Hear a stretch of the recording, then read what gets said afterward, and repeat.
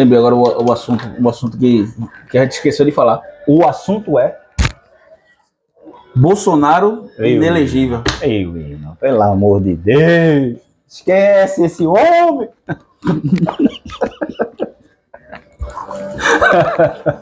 Até 2030. Cara, mas é assim, realmente é um assunto que, né? Mas olha, eu vou ser... Era pra isso tudo mesmo? Era porque provas não faltaram para isso. Né? Mas tu acha que vai chegar até 2030? Ou vão conseguir, que nem aconteceu com o Lula? Olha, infelizmente, o nosso judiciário, ele perdeu credibilidade. E com tudo isso que aconteceu, certo? Né? Que se colocou em xeque. O STF, o judiciário, enfim, né? Pelos personagens que estão aí, né? Uhum. Você tem aí o Sérgio Moro, você tem Alexandre de Moraes, você tem aí o STF como um todo, você tem o Bolsonaro, o Lula, né, também, até porque ele estava preso e aí tiraram todas as acusações, anularam todo o processo a Lava Jato, botaram na estaca zero para poder aí... O que é que aconteceu? O Lula foi solto. Se não há prova, não tem por que estar preso. Então, soltaram o cara foi lá, teve a sua inelegibilidade retirada, se candidatou e ganhou. Quem me garante que isso não pode acontecer de novo? Me acho. Vai depender muito do andar das coisas. E das alianças. Justamente. Porque o diferencial que livrou o Lula foi as alianças. Justamente. Então, chegou assim, na mão da pessoa certa que conseguiu. Porque, infelizmente, a justiça está em xeque no Brasil. É uma coisa que, se a gente tinha algo em que acreditar, né, aqui no Brasil, era a justiça. Né? Mesmo que ele, em alguns momentos, seja 2 pesos, 2 medidas, né? Não é CBF. Em relação ao Vasco, falou em justiça. na hora. Falou em Vasco. Falou Vasco, Santos, né? Aí você viu aí a condenação do Santos, né? Falando do STJD. Você esporte era humano. Né? Enfim, a gente não vai entrar nesse mérito, porque só para descontrair um pouquinho. Mas, assim, ela se colocou em xeque. Infelizmente, né? Os movimentos que foram acontecendo ao longo desses, sei lá, 5, 7 anos pra cá, colocaram em dúvida, pô. Sinceramente, eu não sei mais se a justiça, ela é realmente justa. Não. Como tem que ser. Se ela tem que punir quem tem que punir. No caso que você levantou aí, em relação a Bolsonaro, eu achei justo pelo fato de que ele realmente vinha cometendo crimes eleitorais. Em relação a quê? Disseminação de fake news, disseminação de quê? De se você questionar um processo eleitoral do qual ele fez parte durante 30 anos, e do qual ele ganhou, e do qual ele se beneficiou muitas vezes, e nessas vezes que ele ganhou, ele nunca questionou, só questionou agora, né? Uhum. Há 3 anos atrás, 2, 3 anos atrás, né? Já mirando o 2022, certo? E isso, velho, assim, ele ainda vai ser julgado, ainda vai ter algumas coisas que vão acontecer aí, enfim, vamos ver o que é que dá. Mas em relação à inelegibilidade dele, eu creio que foi válida. Né? Não sabe se vai durar, né?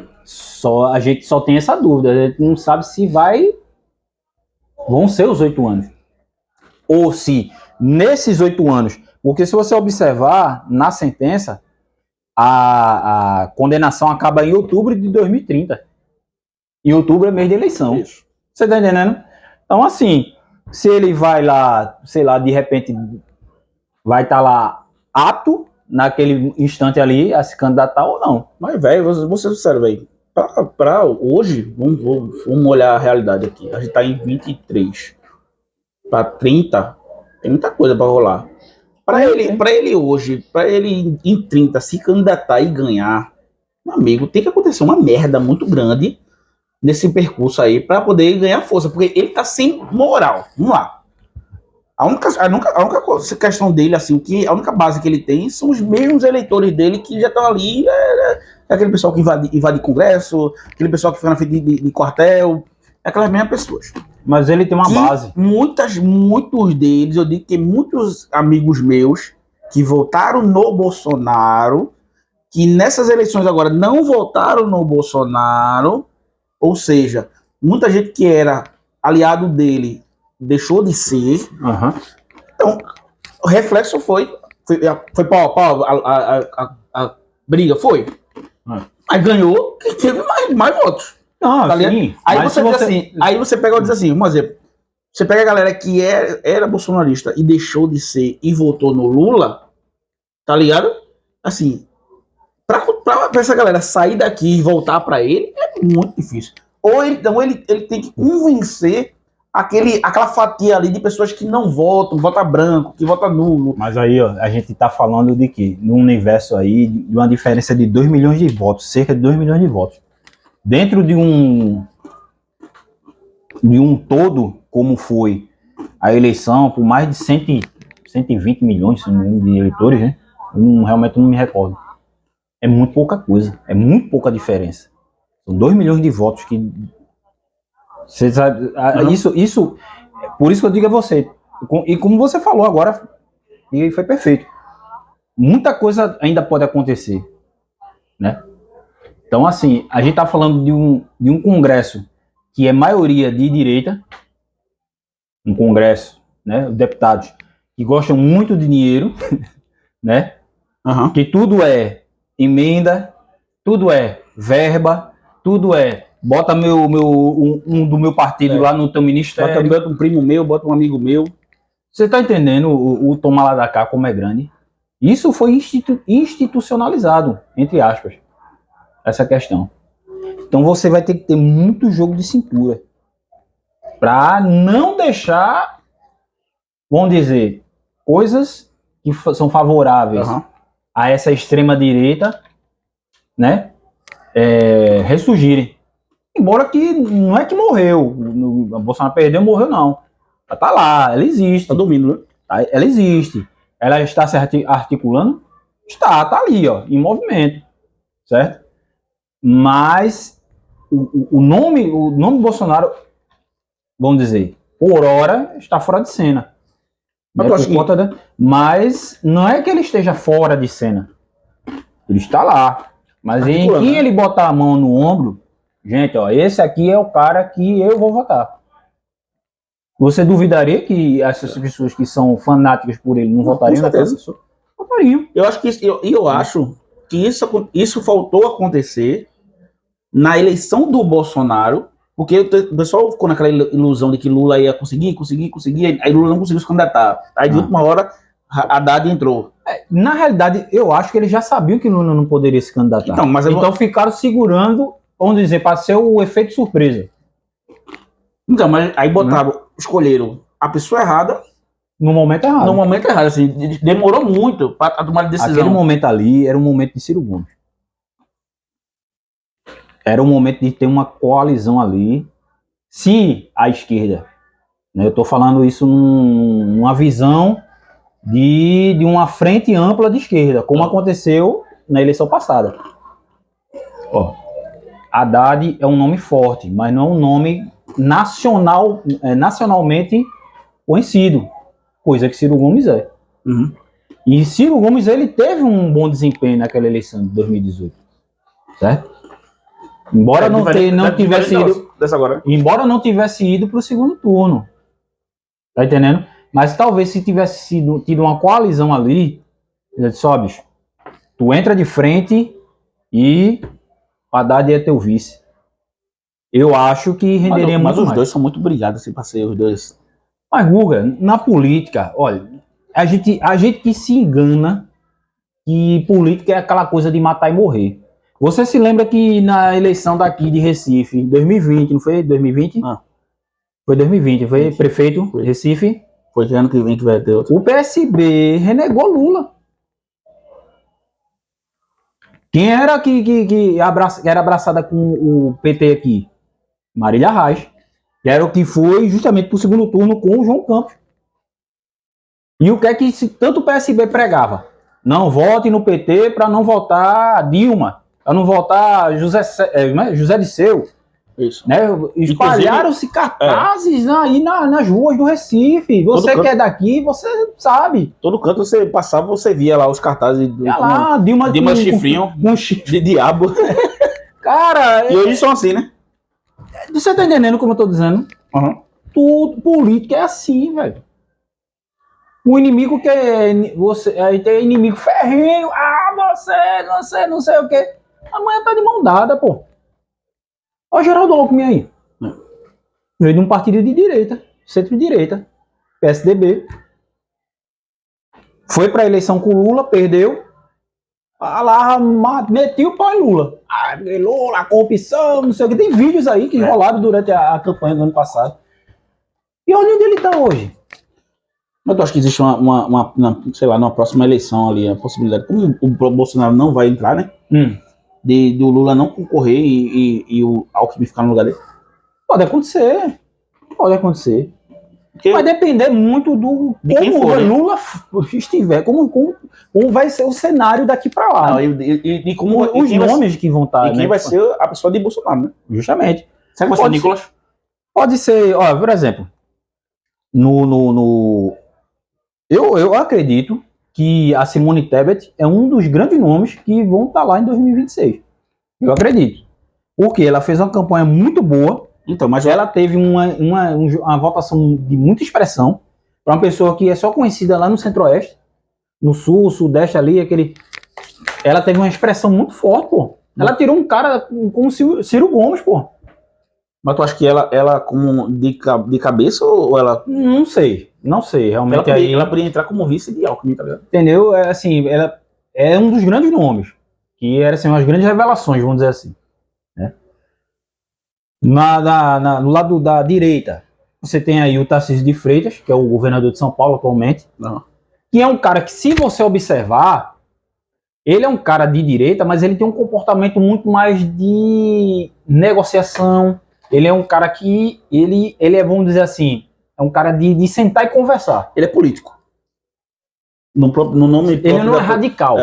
Você tá entendendo? É um nome, né? É um nome que você pode atingir até outros públicos aí. Tudo vai depender desse hiato agora, de 2023 para frente. Até a próxima eleição, né? Até o próximo ciclo eleitoral, né? Agora, deixa eu dizer uma coisa pra você. Para o PT e para o Lula, o que aconteceu agora foi bom para eles respirarem, não? Em relação a Bolsonaro. Porque, tipo, sim. Eles vão dar uma respirada agora, porque, tipo, querendo ou não, ficava aquela tensão, né? Porque se Bolsonaro não fosse inelegível, existe a possibilidade dele concorrer, assim como existe a possibilidade dele ganhar. E o nome dele ainda era muito forte. Sim. Ainda é muito forte. E pelo menos ir para um segundo turno, sim. Tá ligado? Aí o que obrigaria o quê? O Lula se recandidatar. Exato. Com ele inelegível, os caras dão uma... Aí você vai ter uma linha de pensamento de preparar alguém para, se for dar... Ó, não dá para mim, né? Questão de saúde, até porque pô, não Lula precisa tem mais, 77 anos, né? A gente tem não que precisa, pensar né, que é uma pessoa já com idade, né? Não é que ele tem um fôlego, eu sou um menino de 30 anos, dança bacinho, né? Fica lá, né? Enfim, não é um menino. Eu acho que ficou muito claro, assim, que a intenção do Lula nessa eleição foi tirar o Bolsonaro. Sim, ele entrou para isso. Não foi para governar, não foi. Ele entrou porque ele era a pessoa que poderia tirar o Bolsonaro e tirou. Era o nome mais forte dentro dessa aliança, né? Feito isso, eu acho que agora, por isso que eu disse assim, de um respiro, porque agora ele diz assim, ó, minha missão foi cumprida, agora vamos encontrar alguém para poder me substituir, porque para mim, eu já fiz o que eu tinha. Vamos fazer um governo que realmente traga um certo equilíbrio, né, para o Brasil, né, o Brasil se tornar até competitivo lá fora, que realmente isso é fato. A gente tem que, eu não estou aqui falando mal do Bolsonaro, ou falando bem de Lula, ou vice-versa. Mas a gente tem que entender que o Brasil ele se tornou realmente, vamos dizer, o final da fila no governo Bolsonaro. Pelo radicalismo do próprio Bolsonaro. Uhum. Você tá entendendo? Assim, a maneira dele ser é muito ou vai ou racha. Não é assim, pô. Uhum. Política não é assim. Exato. Política não é assim. Política você tem que ser maleável quando você tem que ser e você tem que ser incisivo onde você tem que ser. Você tá entendendo? Então, assim, talvez, eu aqui não tenho bola de cristal, mas se ele tivesse um pouco mais de flexibilidade ali, talvez o governo Bolsonaro tivesse dado um pouco mais certo, né? Talvez se ele ouvisse, se ele fosse um cara de, como é um ponto, vamos dizer assim, que diferencia ele de Lula dele, é que Lula é um cara que ele tem uma oratória fantástica. Lula é um cara que eu achei que ele nasceu para ser vendedor. Ele tem um poder de persuasão, não sei se é a palavra, que é muito forte. Isso você nasce. Não tem, você pode fazer N cursos de oratória, disso, de aquilo. Não. Você nasce. Ele nasceu com aquele dom. Eu acredito muito nisso. Tem gente que é vendedor aí que não tem nem o primeiro grau. E o cara vende água, areia no deserto, velho. Tá entendendo? Então, assim, ele tem essa habilidade. Coisa que Bolsonaro não tem. Bolsonaro é um cara que é muito bruto. Se é que a definição é essa. Mas faltou essa flexibilidade. Ele tá ali no poder, ele é um poder... Ele tá governando para um Brasil como um todo. Que tem suas nuances, que tem seus problemas, que tem suas virtudes. E é um país gigantesco, que é uma liderança dentro da América do Sul, que ele teve tudo na mão para fazer um bom governo e não fez. Aí você vai dizer, porra, teve a pandemia, velho. Beleza, teve a pandemia, mas a pandemia foi um ótimo momento para ele demonstrar isso aí. Ele ser realmente uma liderança, não só no Brasil, certo? Uma liderança, a presidência como um todo, a União, tomar conta da população, mas governar realmente assim, por exemplo, ser um cara que tem uma liderança dentro da América do Sul. Ele não fez isso. Por quê? Porque ele falou tanto em ideologia disso, ideologia daquilo, ideologia disso ali, e o governo dele foi permeado nisso, ideologias. E para onde isso levou? Pra lugar nenhum. Você tá entendendo? Então são coisas que, se você parar para analisar, tinham tudo para dar certo e não deu, né? Enfim, Lula tá aí eleito, né? E Bolsonaro tá inelegível. Agora, se isso vai durar, meu amigo, aí são outros capítulos. Tô pensando em ano que vem me candidatar a vereador. Porra, por que não? Quanto é que um vereador daqui de Recife ganha? Imagina. Dá uma pesquisada aí depois aí. Quanto é que um vereador daqui do município aqui não ganha? Uns 20 mil ganha. E eu quero trabalhar pra você, viu? Você que tá assistindo aí, eu quero trabalhar pra você. É isso aí, velho. Bota um cara aqui, ó. E você é um cara conhecido, viu? Vote em mim, eu quero trabalhar pra você. Agora, aqui na vila tem uns concorrentes, né? Tem, né? Como é o nome do... Tem que sobressair. Como é o nome do... Tem... Jarlan. Jarlan. Belo. E agora Gustavo Quirino. É isso aí, ó. O amigo da comunidade. É isso aí, meu. Tá vendo aí? Vota em mim. Qual é o teu número? Qual o número? Meu número vai ser... são quantos números? São 5 números. Vai ser 1, 2, 3, 4, 5. Vota em mim. Então tu vai ser no PDT, né? 12, né? PDT é 12, né? Então... Vota em mim. Aí, já vota o amigo do povo. Aí tu vai ter que fazer o quê? Guga do ovo. O amigo do povo.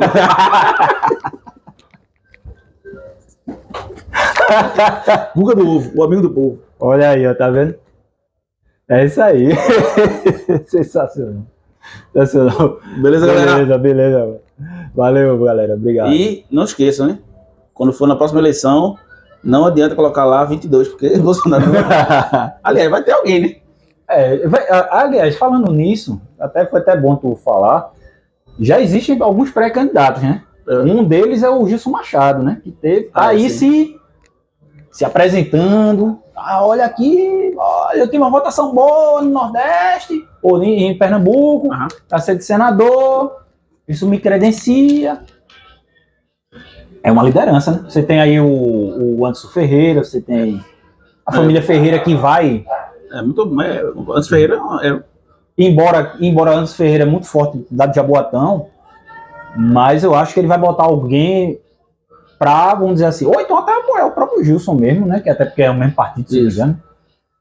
Enfim, são nuances, né? E você que é de Pernambuco, tá assistindo esse vídeo, ou você de qualquer estado do Brasil aí, você votaria em quem você votaria? Se fosse você escolher um político, um prefeito da sua cidade, um governador, quem você gostaria de ver aí concorrendo na próxima eleição? Coloca aí nos comentários pra gente saber aí a tua opinião, saber de onde você é, coloca teu nome, de onde você é e o candidato que você é. E quem você votaria, né? Dentro das escolhas. Porque aí já tem os nomes aí, vamos dizer, pré-definidos. Isso.